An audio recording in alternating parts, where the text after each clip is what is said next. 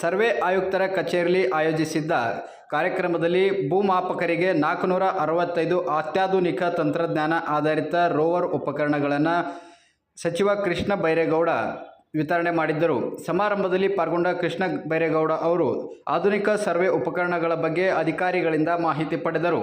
ಅಷ್ಟೇ ಅಲ್ಲದೆ ಆಧುನಿಕ ಕಂಪ್ಯೂಟರ್ಗಳ ಜಗತ್ತಿನಲ್ಲೂ ಸಹ ಸರ್ವೆ ಕೆಲಸವನ್ನು ತಾಂತ್ರಿಕಗೊಳಿಸದೆ ಜನರ ಮೇಲೆ ಹೊರೆ ಹಾಕುವುದು ಅಮಾನವೀಯ ಮತ್ತು ಸಾಮಾಜಿಕ ನ್ಯಾಯಕ್ಕೆ ವಿರುದ್ಧವಾದ ನಡವಳಿಕೆ ಎಂದು ಸಚಿವ ಕೃಷ್ಣ ಬೈರೇಗೌಡ ಅವರು ತಿಳಿಸಿದರು.